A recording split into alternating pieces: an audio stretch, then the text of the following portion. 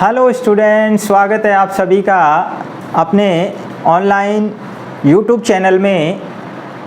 आज हम नई वीडियो स्वास्थ्य से संबंधित लेकर आए हैं। जैसा कि हम जानते हैं हमारी सीरीज चल रही है मानव स्वास्थ्य, जो कि बहुत ही महत्वपूर्ण टॉपिक है।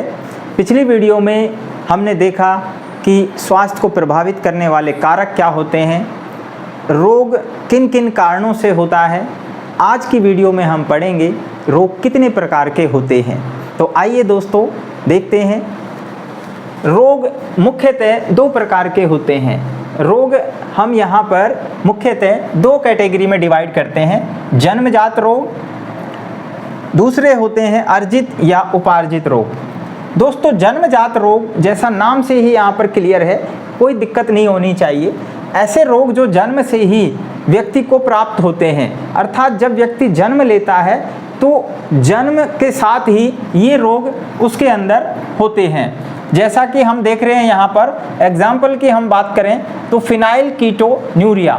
दोस्तों इसमें जीन से जुड़े हुए रोग यहाँ पर शामिल होंगे, जैसा phenylketonuria, sickle cell anaemia, thalassaemia, वर्णांधता, haemophilia, Down syndrome, Turner syndrome, Klinefelter syndrome. दोस्तों ये सभी जो रोग हैं वो जन्म से ही व्यक्ति के अंदर मौजूद होते हैं, तो इन्हें हम जन्मजात रोग कहते हैं। अर्थात ये एक प्रकार से जेनेटिकल भी, यानी हमारे शरीर के अंदर, जैसे फिनाइल कीटोन्यूरिया है, ये उपापचय से जुड़ी हुई दोस्तों रोग है। ठीक, सिकल सेल एनीमिया, एनीमिया हम जानते हैं रक्त के अंदर आयरन की कमी होना, हीमोग्लोबिन कम होना। तो सिकल सेल एनीमिया में आरबीसी हाशियाकार या तर्कु रूपी हो जाती है, तो वहाँ पर हीमोग्लोबिन कम कंटेन होता है, ऑक्सीजन कम जाने से व्यक्ति के अंदर ये रोग हो जाता है। थैलेसीमिया में जो अल्फा और बीटा चेन होती है प्रोटीन की हीमोग्लोबिन के अंदर, उसके अंदर दोस्तों विकृति आती है।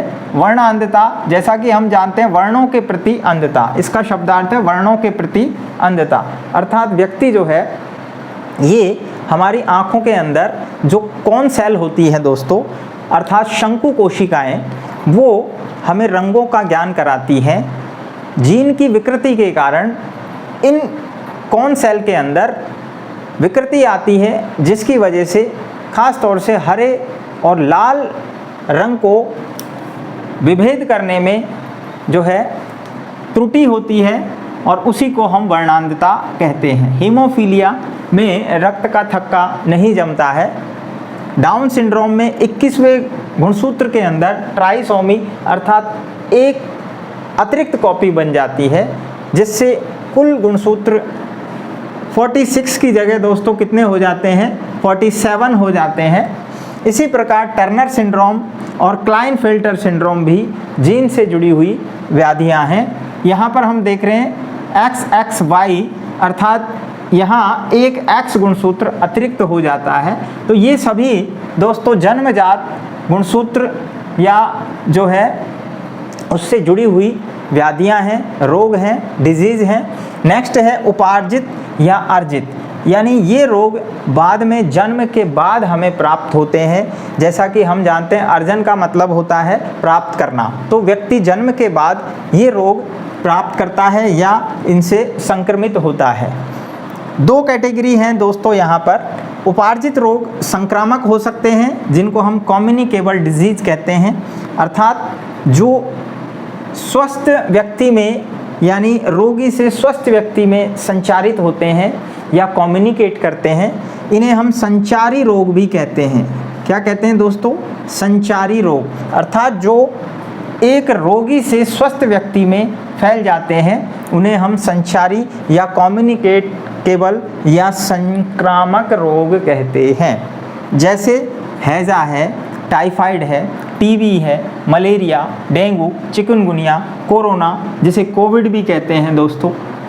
लंपी, अभी हाल ही में जो गो पशुधन है उसके अंदर लंपी वायरस से जो रोग आया है वो भी दोस्तों संक्रामक रोग है। वो एक आपने देखा पशु से दूसरे पशु में यानी तेज़ी से संक्रमित हो रहा है, तेज़ी से फैलता है। तो ये सब फैलने वाले रोग, नेक्स्ट एड्स जो HIV वायरस से फैलता है, ये सभी दोस्तों संक्रामक रोग है और व्यक्ति को या जो भी प्राणी है उसको जन्म के बाद प्राप्त होते हैं। असंक्रामक नॉन कम्युनिकेबल डिजीज, असंक्रामक रोगों में दोस्तों ये जो रोग हैं वो रोगी से स्वस्थ व्यक्ति में नहीं फैलते हैं, अर्थात जो रोगी व्यक्ति है उसी के अंदर रहते हैं और दूसरे स्वस्थ व्यक्ति को प्रभावित नहीं करते हैं। कौन कौन से रोग हैं दोस्तों? पोषण से संबंधित, जैसा कि हम जानते हैं विटामिन की कमी, विटामिन की कमी से बहुत सारे रोग होते हैं। विटामिन ए की कमी से रतौंधी रोग होता है, विटामिन बी की कमी से हम जानते हैं बेरी रोग होता है, विटामिन सी की कमी से हम जानते हैं स्कर्वी रोग होता है, ठीक है। विटामिन के की कमी से रक्त का थक्का जमने में प्रॉब्लम आती है। तो बहुत सारे विटामिन्स जो हमारे शरीर में हैं उनकी डेफिशिएंसी से, उनकी कमी से भी रोग हो सकते हैं। एनीमिया दोस्तों, एनीमिया के अंदर जो है रक्त में हीमोग्लोबिन अर्थात आयरन की कमी होती है, जिसकी वजह से ऑक्सीजन कम जाती है हमारे शरीर में।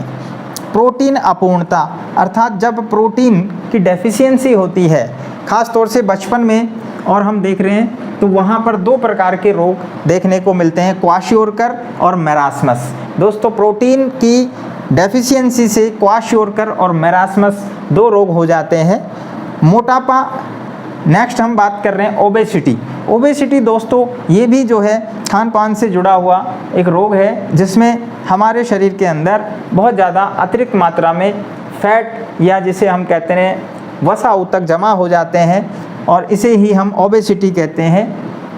मधुमेह दोस्तों, डायबिटीज़ के अंदर हमारे रक्त में शुगर का लेवल एक निश्चित मात्रा से बहुत ज़्यादा हो जाता है और ये इंसुलिन की कमी के कारण होता है। जब हमारे शरीर में अग्नाशय की बीटा कोशिकाएं इंसुलिन कम बनाती है तो शुगर का लेवल ज़्यादा हो जाता है और इसी को ही हम मधुमेह या डायबिटीज़ कहते हैं।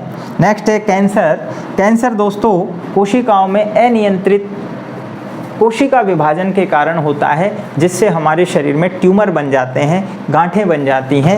नेक्स्ट वीडियोज़ में हम देखेंगे कि किस प्रकार कैंसर जो है कितने प्रकार का होता है, इसका इलाज और इसकी जांच किस किस प्रकार से हम करते हैं, ये सारी नेक्स्ट वीडियो में हम लेंगे। अगला है दोस्तों एलर्जी।